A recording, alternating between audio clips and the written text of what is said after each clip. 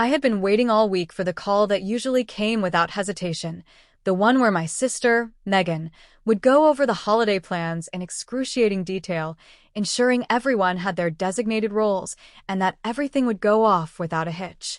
I had always been involved in these discussions, whether it was bringing my signature pecan pie or helping my nephews and nieces with last-minute gift wrapping on Christmas Eve.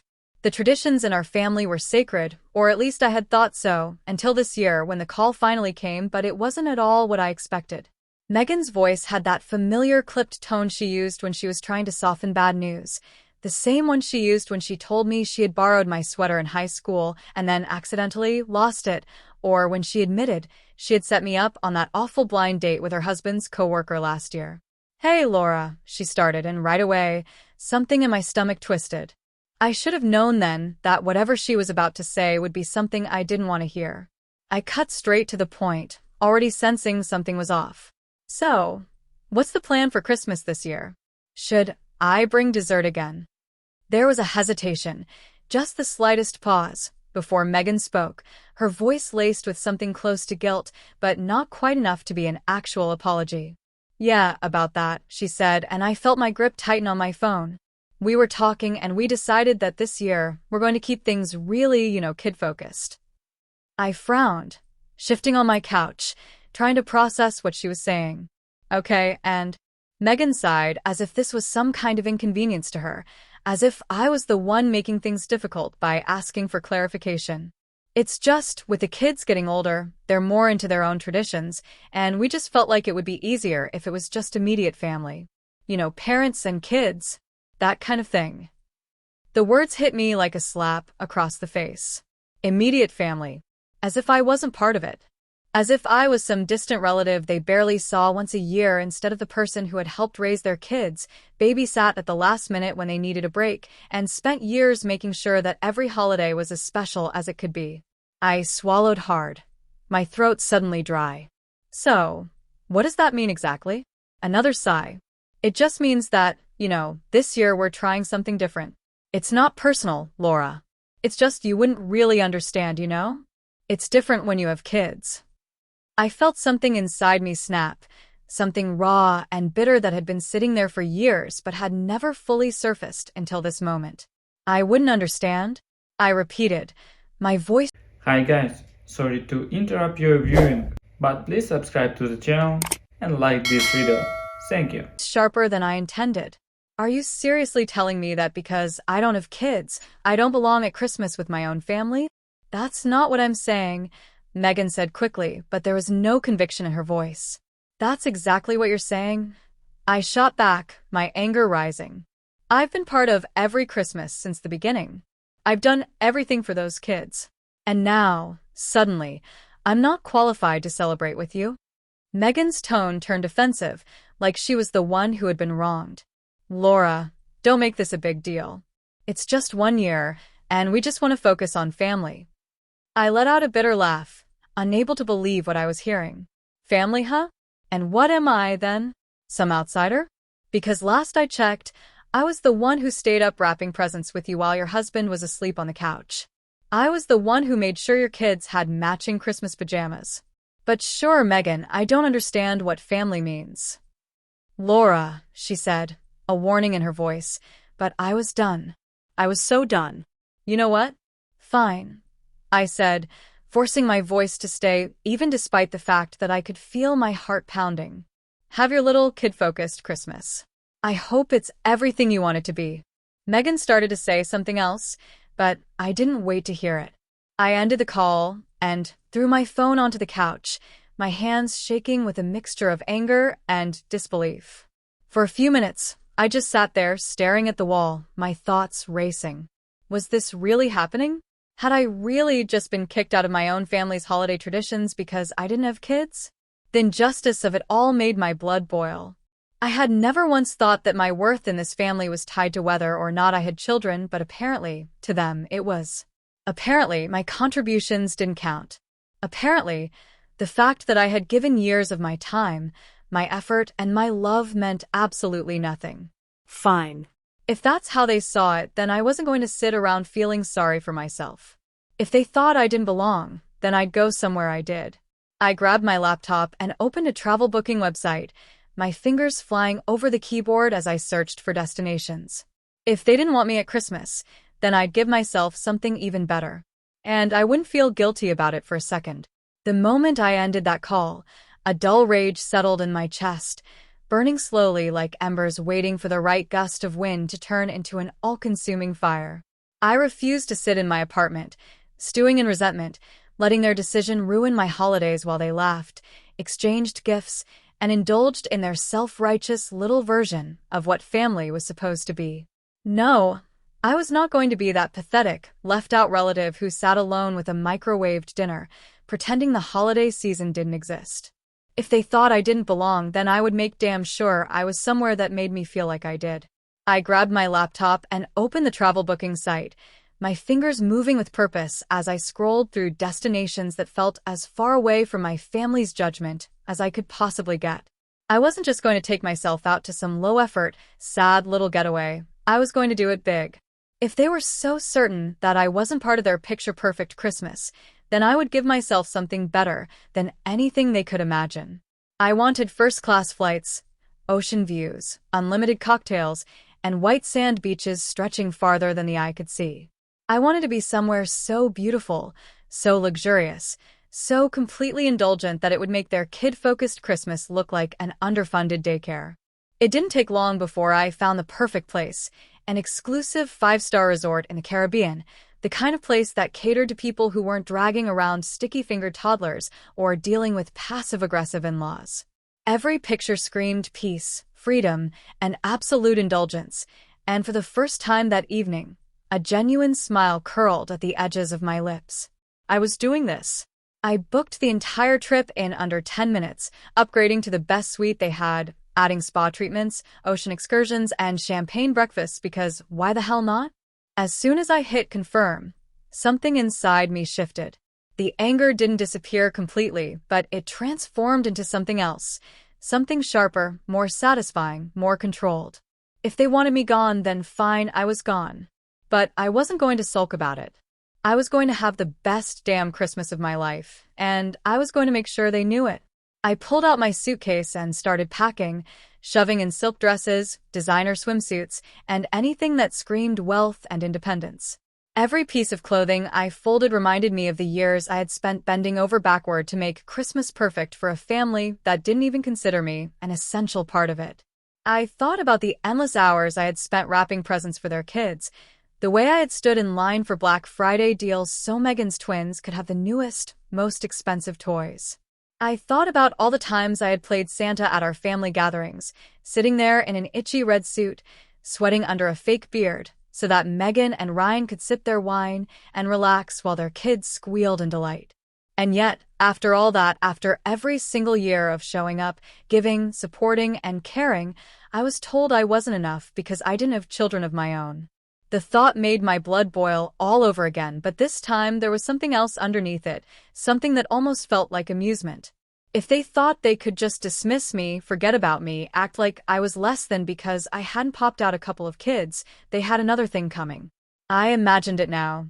Megan and Ryan sitting around the Christmas tree, checking their phones, expecting maybe a sad little "Merry Christmas" text from me, only to find my social media flooded with pictures of crystal clear water, palm trees swaying under a golden sunset, and me, lounging poolside with a drink in my hand and not a single damn care in the world.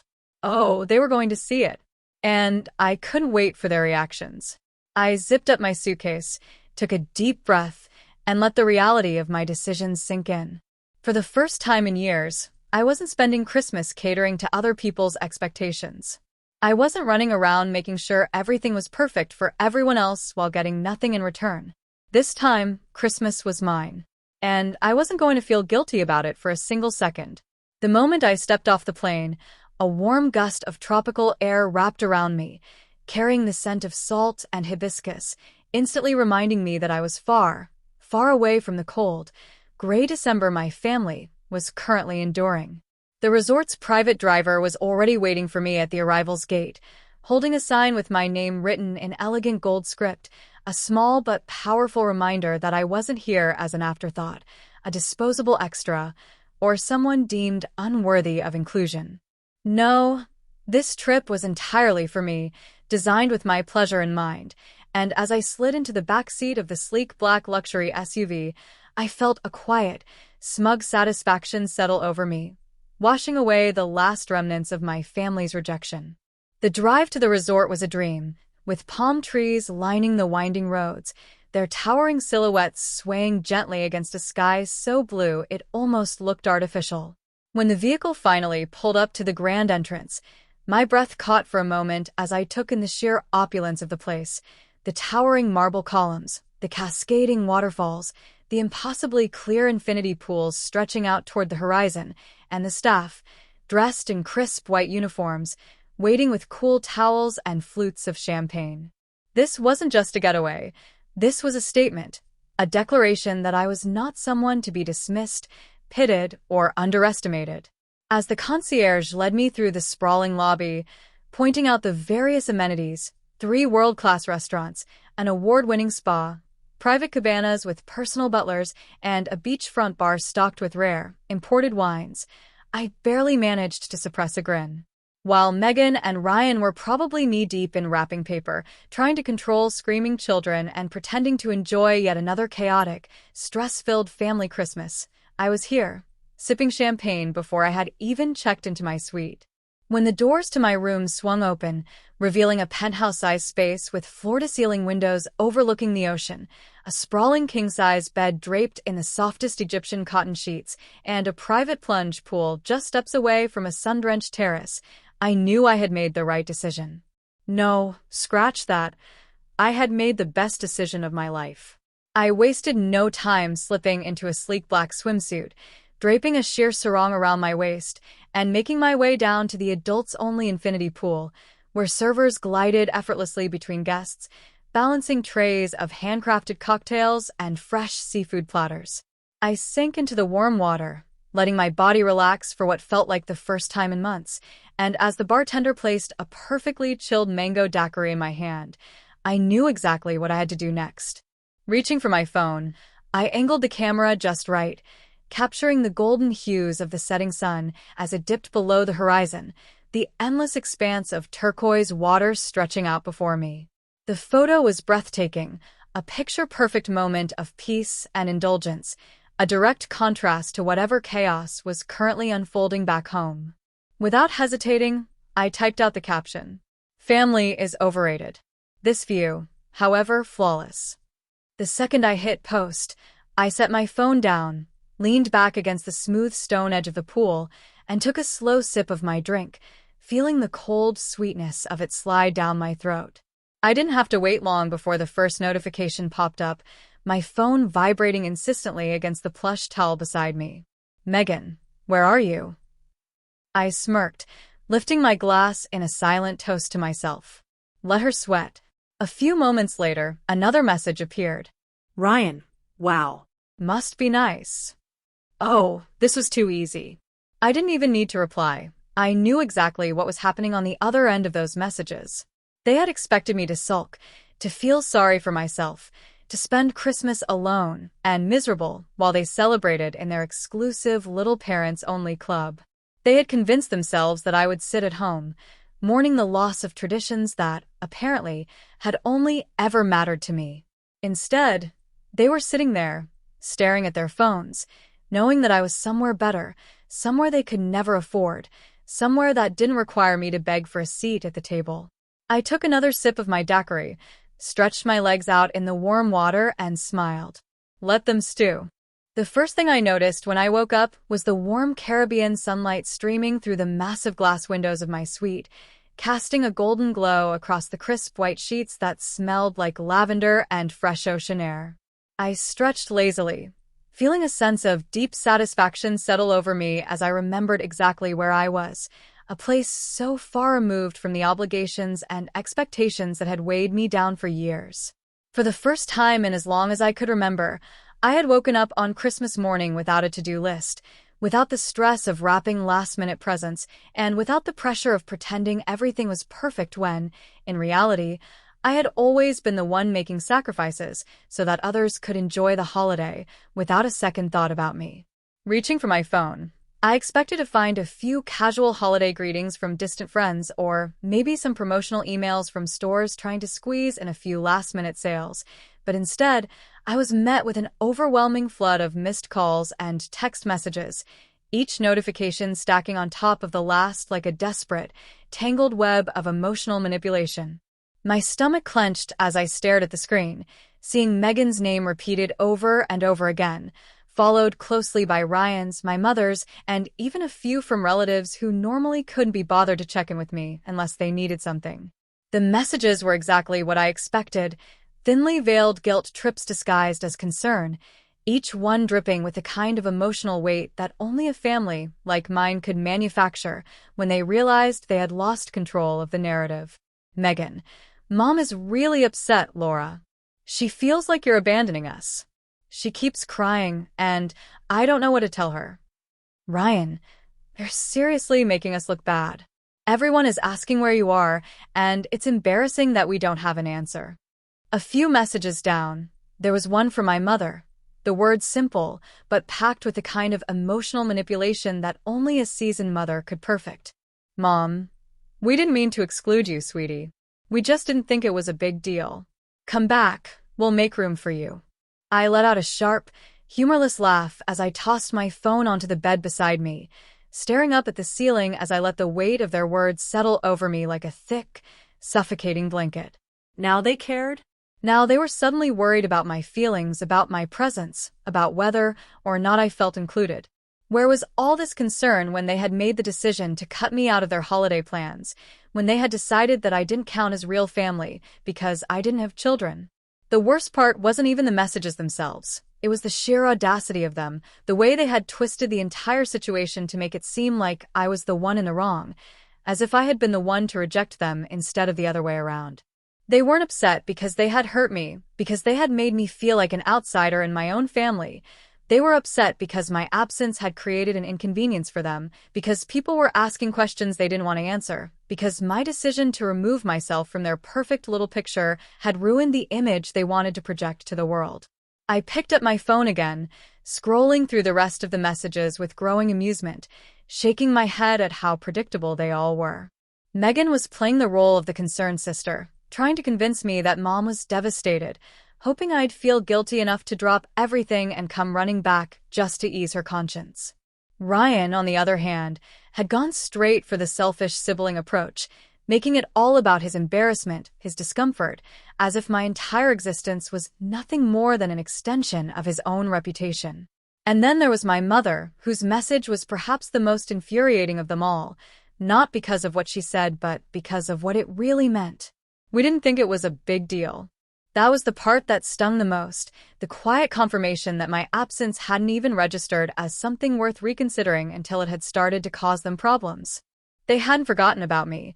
They had just assumed that I would always be there, always available, always willing to accept whatever scraps of love and attention they were willing to throw my way. I sighed, running a hand through my hair as I debated whether or not I should even bother responding, whether I should let them twist themselves into knots trying to figure out why I hadn't answered, or if I should give them the satisfaction of knowing I had seen their messages and simply didn't care. For a brief moment, a part of me considered calling my mother back, considered allowing myself to be pulled back into the familiar cycle of guilt and obligation, considered the possibility that maybe, just maybe, there was still a chance for them to understand just how much they had hurt me. But then I thought about the years of being taken for granted, the countless Christmases I had spent bending over backward to make their lives easier while getting nothing in return, and suddenly, the decision didn't seem so difficult after all. I placed my phone face down on the nightstand, ignoring the vibrating notifications as another round of messages poured in, and instead, I turned my attention to the room service menu sitting beside me. If they wanted to spend their Christmas morning obsessing over where I was and why I wasn't groveling for a seat at their table, that was their problem. I had better things to do, like ordering myself a 5-star breakfast and enjoying the peace and quiet of a holiday that, for the first time in my life, belonged entirely to me. The sun was high in the sky by the time I finally pulled myself out of bed, stretching lazily as the scent of fresh brewed coffee and tropical flowers drifted in through the open balcony doors, reminding me once again that I was exactly where I needed to be. The last 24 hours had been nothing short of blissful, a luxurious escape from the suffocating expectations of my family, but as I reached for my phone out of pure habit, the stark reality of my absence from their world came crashing back into focus. My screen was still flooded with unread messages, an endless string of missed calls, voice memos, and increasingly desperate attempts to pull me back into their orbit, but one notification stood out among the rest, a long, rambling text from Megan, her name glowing on the screen like a warning. I hesitated for a moment, considering the possibility that whatever she had to say wasn't worth the energy it would take to read it, but curiosity got the better of me, and before I could stop myself, I had already tapped the message open. Look, Laura, I know you're mad, and I get why, but I really think you're blowing this whole thing out of proportion. It wasn't just about the kids, okay? Ryan and I talked and we both agreed that it just doesn't feel fair sometimes. We're the ones raising children, dealing with all the stress, the financial burdens, the never-ending responsibilities, and you just don't contribute as much to the family. You don't understand what it's like to be a parent, to have real obligations, and honestly, it just feels like you have it so much easier than we do. You take vacations, you have extra money, you don't have to think about anyone but yourself, and it just doesn't feel right that we do all the work while you just coast through life. I know that sounds harsh, but that's how we feel. We love you, but sometimes it's frustrating to watch you live this carefree life while we're drowning in responsibilities. We didn't mean to hurt you, I don't know, we thought maybe it was time for you to realize that family means sacrifice. Hope you can understand. I stared at the screen, my fingers tightening around the phone as a slow, simmering anger spread through me, curling hot in the pit of my stomach and rising like a tide that I had no interest in stopping. So that was it then. It had never really been about the kids at all, never about traditions or space or anything remotely justifiable. They hadn't excluded me because I wasn't a parent, they had pushed me aside because they resented me, because they had convinced themselves that my life was too easy, too carefree, too far removed from the struggles they had chosen for themselves. All these years, I had bent over backward to be there for them, to show up whenever they needed me, to support them in every way I could, and yet, somehow, none of that counted because I didn't have sleepless nights with crying babies or bank accounts drained by endless expenses. They had looked at my life, at my choices, and instead of feeling happy for me, instead of appreciating the ways I had supported them despite not having the same responsibilities, they had decided that I was undeserving of a place in the family, that my contributions weren't enough because they didn't come wrapped in the same struggles they faced. I swallowed the bitter taste rising in my throat, my mind racing with every memory of the times I had sacrificed for them, the babysitting, the gifts, the holidays spent making sure their children had the best experiences possible, the years of being treated like the family's personal support system, always expected to be available but never truly included. And all this time, they had been sitting there, seething with resentment, believing that I owed them more simply because their lives had turned out differently than mine. I needed to talk to someone, needed to hear a voice that wasn't laced with self-pity or disguised manipulation. So, without thinking, I scrolled through my contacts until I found the one person I knew would give me the truth without sugarcoating it. Aunt Diane answered on the second ring, her warm, familiar voice immediately soothing the storm raging inside me. Laura, honey, I was wondering when you'd call, she said, a hint of knowing in her tone that made my chest tighten. I didn't bother with pleasantries, didn't waste time pretending that this was a casual check-in. Did you know? I asked, my voice sharper than I intended, but I didn't care. Did you know that they felt this way about me? That they've been resenting me this whole time? Diane sighed, the kind of long, tired sigh that spoke of years of holding onto unspoken truths. Sweetheart, I hate to say this, but yes, I knew, she admitted, her voice tinged with regret. I've known for a long time that Megan and Ryan have had feelings about the way your life has turned out compared to theirs.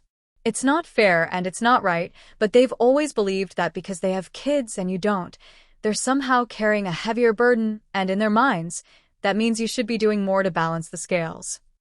I gritted my teeth, my fingers curling into the fabric of the plush robe wrapped around me.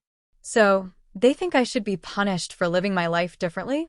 They think that just because I don't have kids, I don't deserve the same level of respect and inclusion in this family. Honey, Diane said softly, they think your life is too easy. They think that because you're not struggling the way they are, you should be the one picking up the slack, even if it's not fair. And the worst part? They don't even realize how selfish they're being. In their eyes, they're the ones who deserve more, and you're just lucky. And people resent luck when they don't feel like they have any. I let out a bitter laugh, shaking my head as the weight of her words settled deep in my chest. It was never about kids, never about traditions, never about anything other than the fact that they had decided I didn't deserve to enjoy my life while they suffered through theirs. A slow, determined anger replaced the hurt I had been feeling, hardening into something sharp and unwavering. If they thought I was going to come crawling back, apologizing for daring to live a life that didn't revolve around their expectations, they had another thing coming. I wasn't going to let them make me feel guilty for choices that had nothing to do with them. I wasn't going to spend another second justifying my happiness to people who had no interest in celebrating it.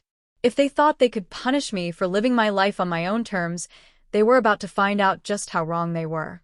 I had spent the last 3 days ignoring every single message from my family, watching as their texts shifted from guilt trips to outright frustration, their attempts to lure me back home growing more desperate with each passing hour.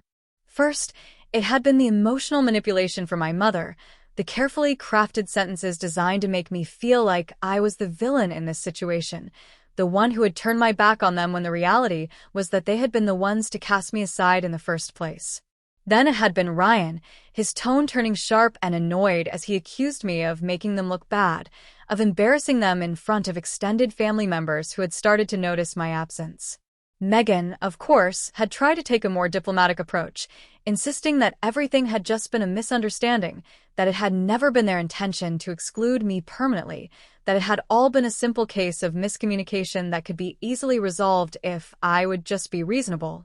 And then, late on Christmas Eve, the message finally came, the one that made me pause, the one that felt different from all the rest, the one that made me sit up and stare at my phone as I debated whether or not this was the moment I had been waiting for. Come to Christmas dinner. We need to talk. It wasn't an apology, not really, and it certainly wasn't a declaration of regret, but there was something in those words, something almost pleading, something that hinted at the possibility that they were finally ready to face what they had done. For a long moment, I sat there, my fingers hovering over the screen as I considered my options, weighing the satisfaction of standing my ground against the temptation of finally confronting them on my terms, in my own way, with my own carefully chosen words. I wasn't going because I forgave them, and I certainly wasn't going because I missed them, but the idea of walking into that house had held high, radiating the confidence and success they had spent years pretending not to see, was too good to pass up. I wasn't coming back as the forgotten sister, the convenient afterthought, the woman they had dismissed so easily. No, I was going to walk into that house as someone untouchable, someone who had risen above their petty resentment, someone who owed them absolutely nothing. The next morning, I took my time getting ready, slipping into the kind of designer dress that I knew would make a statement, the fabric hugging my figure in all the right places, the deep emerald green color making my skin glow under the soft morning light. I paired it with heels sharp enough to cut glass, subtle gold jewelry that whispered wealth without screaming it, and a perfectly tailored coat that I knew would send the exact message I wanted to convey. By the time I arrived at my parents' house, pulling up in the sleek rental car I had chosen just for the occasion, I could already picture the looks on their faces, the moment they realized that I wasn't coming back as the same woman they had so easily discarded. When I stepped inside, the air was thick with the scent of roasted turkey, cinnamon, and something unspoken, something heavy, something tense that settled over the room like an invisible storm cloud, waiting to break. The moment my mother saw me, she let out a small gasp, her hands flying to her mouth as if she had genuinely started to believe I wouldn't show up at all. Without hesitation, she pulled me into a hug, holding on to me just a little too tightly, as if she could physically pull me back into the family dynamic they had so recklessly shattered. "Oh, sweetheart, I'm so glad you're here," she murmured, her voice thick with emotion, but when I glanced over her shoulder, my eyes landing on Megan and Ryan, standing stiffly near the dining room entrance, I knew the truth. My mother might have missed me, might have regretted the way things had unfolded, but my siblings weren't happy to see me. They were nervous. Megan's lips were pressed into a thin, uneasy line, her eyes darting toward Ryan as if silently willing him to say something first, but he only crossed his arms, his jaw tightening as he forced out a clipped, "Hey." I smiled, slow and deliberate, letting the silence stretch just a second too long before responding. "Hey," I said, my voice light, unconcerned, making it painfully clear that I wasn't here to beg for their approval. My father cleared his throat, stepping forward in an attempt to break the unbearable tension that had settled over the room. "Let's eat," he said, his voice gruff but forced, as if trying to pretend that everything was perfectly normal, as if trying to will the gathering into something less fractured than it actually was. I didn't move right away, letting the weight of the moment sink in, letting them all feel the shift in power, the way the ground beneath them had changed, the way I was no longer someone they could control or diminish. Then, finally, I stepped forward, letting my heels click against the polished hardwood floor as I made my way toward the dining table, taking my seat with the kind of effortless confidence that told them exactly what they needed to know. They had spent weeks trying to make me feel like I was nothing, like I was disposable, like I was somehow lesser simply because my life didn't look like theirs. But now, sitting there, watching as they stole uneasy glances in my direction, their nervous energy practically vibrating through the room, I realized something with absolute certainty. They weren't in control anymore. I was. The tension at the dinner table was thick enough to cut with a knife, pressing against the room like an unseen force, heavy and suffocating, filling every corner with the weight of words left unsaid. Silverware clinked against fine china, glasses were lifted and set down with just a little too much force, and every polite smile felt stretched too tight, barely concealing the discomfort simmering just beneath the surface.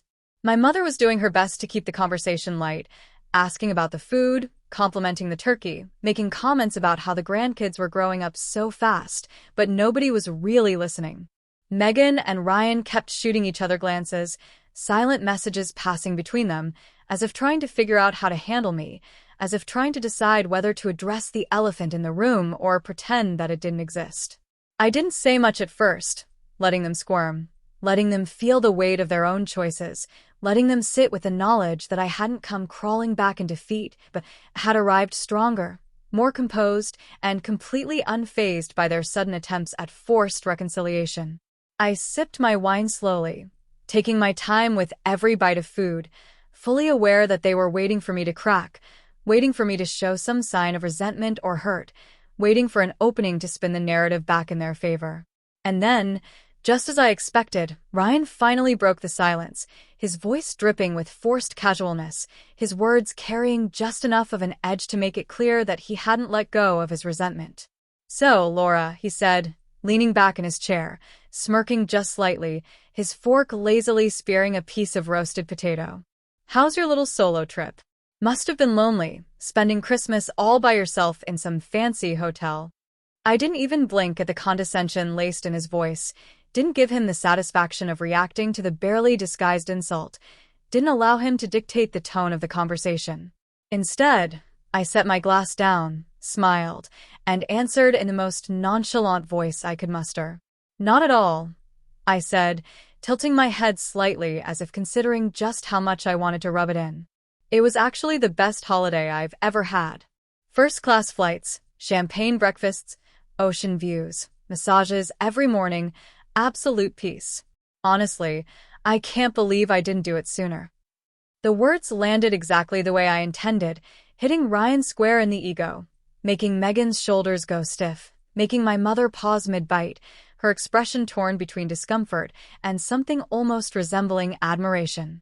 For a brief second, nobody spoke, the weight of my statement hanging in the air like an unexpected slap, until finally, Megan scoffed, shaking her head, her tone sharper than before. "Must be nice," she muttered, her lips curving into a tight, bitter smile. "Having money to waste on something like that." That was it. That was the moment. I let my fork drop onto my plate with a sharp clink, the sound cutting through the strained atmosphere like a warning shot, my patience snapping in an instant, the simmering anger I had kept at bay finally rising to the surface. Slowly, deliberately, I turned my gaze toward Megan, watching as she shifted uncomfortably, clearly regretting opening her mouth but not quite willing to back down. Waste, I repeated, my voice dangerously calm, my eyes locking onto hers with a steadiness that made her falter. You think I wasted money on myself? That's funny, Megan, because I don't remember you or Ryan ever thinking it was a waste when I was spending thousands of dollars every year on your kids. Birthdays, Christmases, babysitting, last-minute emergencies, expensive gifts, paying for things you couldn't afford because you needed help. I've spent years putting this family before myself, and not once did either of you ever say, maybe Laura shouldn't have to do all of this alone. But now that I finally do something for myself, suddenly it's a waste. Silence. Not just a regular silence, but a deep, suffocating, tension-filled silence, the kind that stretches too long, the kind that makes people shift in their seats, the kind that forces everyone to reckon with an uncomfortable truth they had been trying to avoid. My mother looked down at her plate, her hands fidgeting with a napkin in her lap, Megan's face flushed with something between shame and defiance, and Ryan just sat there, expression unreadable, jaw clenched, fingers tapping against the stem of his wine glass. I could have stopped there, could have let my words settle, could have given them a chance to absorb the weight of what I had just said, but I wasn't finished, not yet, not until they understood the full gravity of what they had done. I exhaled slowly, leaning forward slightly, my voice lower now, steadier, filled with something colder, something sharper. Maybe you're right, I said, my tone thoughtful, my words deliberate. Maybe I don't understand what it's like to be a parent. But you know what? You don't understand gratitude. You don't understand what it's like to have someone in your corner, someone who gives without expecting anything in return, someone who shows up for you time and time again, only to be told they don't belong when it's no longer convenient. Megan swallowed hard, her eyes darting to Ryan, looking for support, for backup, for anyone to say something that would turn the situation in her favor, but Ryan wasn't looking at her. He was staring at his plate, face blank, refusing to meet my gaze. I pushed my chair back slightly, not enough to get up just yet, but enough to let them know that I could leave if I wanted to, that I wasn't trapped here, that I didn't need their approval. I've spent my whole life trying to be a good sister, a good daughter, a good aunt, and all it got me was a family that only values me when I'm useful. I continued, my voice steady, my anger no longer raw but refined, precise, controlled.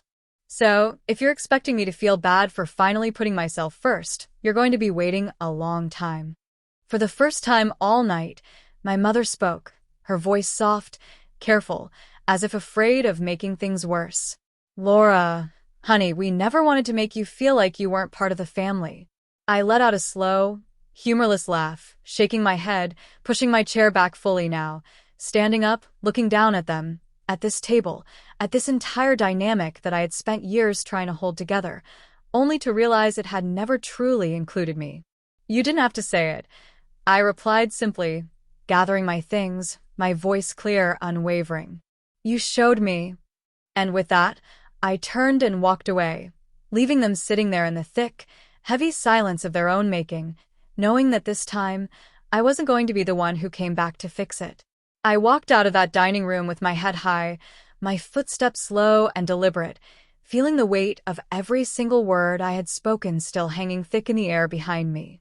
I didn't bother looking back, didn't give them the satisfaction of seeing hesitation in my face, didn't allow myself even a flicker of doubt about whether or not I had done the right thing. I had spent years swallowing my feelings, bending myself into shapes that fit neatly into the cracks of this family's expectations, making sure everyone else was comfortable while my own discomfort went unnoticed. But tonight, for the first time, I had let them sit with the truth of their own actions, let them stew in the knowledge that they had created this divide, let them feel, if only for a moment, what it was like to be left behind. The cold December air bit at my skin as I stepped outside, my heels clicking against the icy pavement, the sky stretching dark and endless above me.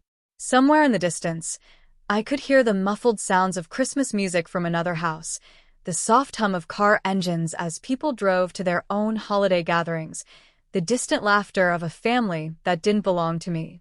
I inhaled deeply, filling my lungs with crisp night air, then let it out slowly, watching it curl into the darkness like smoke before reaching into my purse and pulling out my keys. There was no part of me that wanted to turn around, no lingering guilt tugging at my chest, no second-guessing the decision I had just made. As I slid into the car and shut the door behind me, my phone buzzed against the leather seat, and for a second, I considered ignoring it completely. But something in me, some final, lingering curiosity, made me reach for it, my fingers wrapping around the familiar weight of it as I glanced down at the screen. It was Ryan, predictably, and his message was as dismissive and condescending as I had expected it to be. "You're being dramatic. You always make everything about you."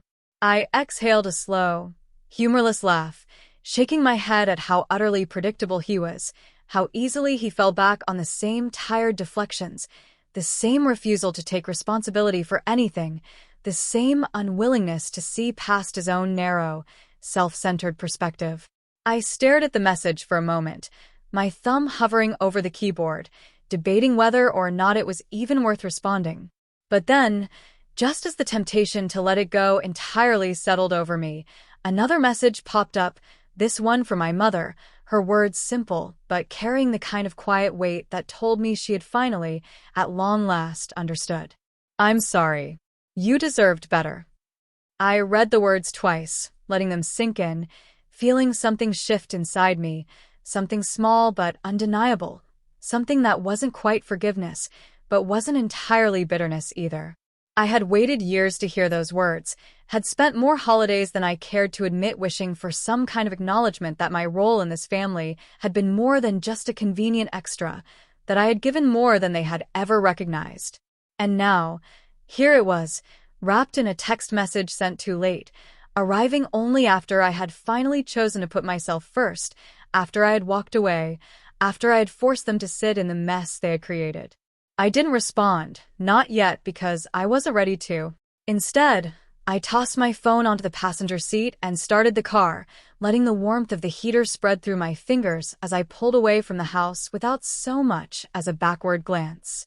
If they wanted me to come back, if they wanted me to forgive, if they wanted things to go back to the way they were before, then they were going to have to do a hell of a lot more than send a last-minute apology into the void and hope it was enough. Later that night, as I curled up on the couch in my hotel suite, a glass of deep red wine resting in my hand, my phone buzzed again. But this time, it wasn't my mother, wasn't Ryan, wasn't Megan trying to regain control of a situation that had slipped entirely through her fingers. It was Aunt Diane, the one person who had never tried to make me feel small, the one person who had always, without fail, told me the truth, even when it wasn't what I wanted to hear. "You're not going to believe this," her message read, and immediately, I felt a smirk pull at my lips. "After you left, Megan and Ryan started going at each other. Apparently, your little speech stirred up some things they weren't ready to deal with. Ryan called Megan a spoiled brat who always played the victim. Megan snapped back that Ryan was lazy and entitled, and before you know it, they were screaming at each other in front of the entire family. Your dad had to step in to break it up, and your mom started crying about how the holidays were ruined. I thought you'd like to know that in the end, they destroyed their own perfect Christmas without any help from you." I leaned back against the plush cushions, swirling the wine in my glass as I let out a slow, satisfied sigh, a quiet, knowing chuckle escaping my lips as I imagined the absolute chaos that must have unfolded after I walked out of that house. For years, I had been the one holding everything together, smoothing over their fights, fixing the damage, making sure the holidays stayed peaceful even when tensions ran high. But now, without me there to absorb the impact, without me there to take the blame, without me there to be their scapegoat, the entire illusion had crumbled around them, exposing every bitter truth they had spent years trying to avoid. I wasn't the problem. I had never been the problem. They had just needed someone to blame, someone to carry the weight of their own regrets, their own disappointments, their own unresolved resentment. And now, without me there to take it, they had turned on each other instead. I lifted my glass to the empty room, toasting to myself, to the peace I had found, to the satisfaction of knowing that I had finally, truly, left their expectations behind. For the first time in a long time, I didn't feel like I was missing anything. I didn't feel excluded. I didn't feel abandoned. I felt free.